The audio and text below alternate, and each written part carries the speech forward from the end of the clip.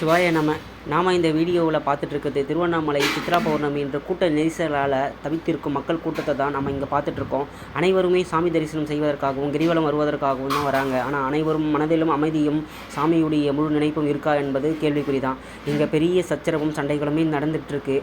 திருவண்ணாமலை கூட்ட நெரிசலால் மக்கள் பாதிக்கப்படுறாங்க. மாவட்ட நிர்வாகத்தால் பெரிய அளவு ஏற்பாடுகள் செய்திருந்தாலும் அது போதுமான அளவு இல்லை. மக்களுடைய கூட்டத்துக்கு அது போதுமானதாக இல்லை.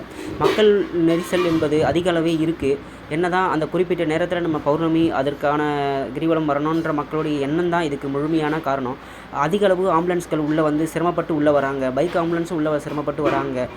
காரணம், சிறிய குழந்தைகள் முதல் பெரியவர்கள் வயதானவர்கள் அனைவருமே பாதிக்கப்படுறாங்க.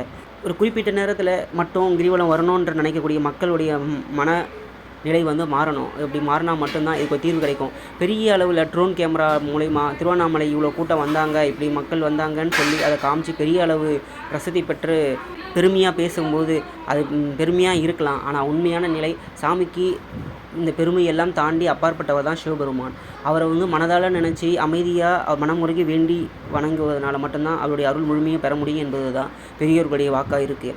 இங்கே மக்கள் வந்து சிரமப்பட்டு மன நிம்மதி இல்லாமல் பெரிய அளவு சாமி தரிசனம் செய்ய முடியாமல் அவங்க எல்லாருமே அடிப்படை வசதி கூட இல்லாமல் ரொம்ப சிரமப்பட்டு 5 பேருந்து நிலையங்கள் உருவாக்கி பஸ்ஸுகள் தனித்தனியாக விடப்பட்டிருந்தாலும் போதுமான அளவு பஸ் வசதிகள் இல்லை. ட்ரெயின் மூலமாக நிறைய சிறப்பு ரயிலை விட்டுருந்தாங்க. ஆனாலும் அதுலேயும் மக்கள் அதிக அளவு ஏறினாங்க, போதுமான அளவுக்கு இல்லை. மக்கள் சிரமம், போக்குவரத்து நெரிசல் அனைவருமே அங்கே போனவங்களுக்கு கண்டிப்பாக தெரியும். வெயிலில் கஷ்டப்பட்டவங்களுக்கு கண்டிப்பாக தெரியும். உங்கள் பக்கத்தில் எத்தனையோ சிவாலயங்கள் இருக்கும், வறுமையில் இருக்கக்கூடிய சிவாலயங்கள் இருக்கும், அழகான சிவாலயங்கள் எவ்வளோ இருக்கும். அங்கேயே இருக்கக்கூடிய சிவபெருமான் தான், அங்கேயே சாமி தரிசனம் செய்யலாமே. சிவபெருமான் மீது உண்மையான பக்தியும் புரிதலும் தான் இதற்கு ஒரு நிரந்தர தீர்வு கிடைக்கும் என்பதை நம்ம இந்த வீடியோ மூலமாக தனிப்பட்ட கருத்தை தெரிவிச்சுக்கிறோம். சிவாய நம.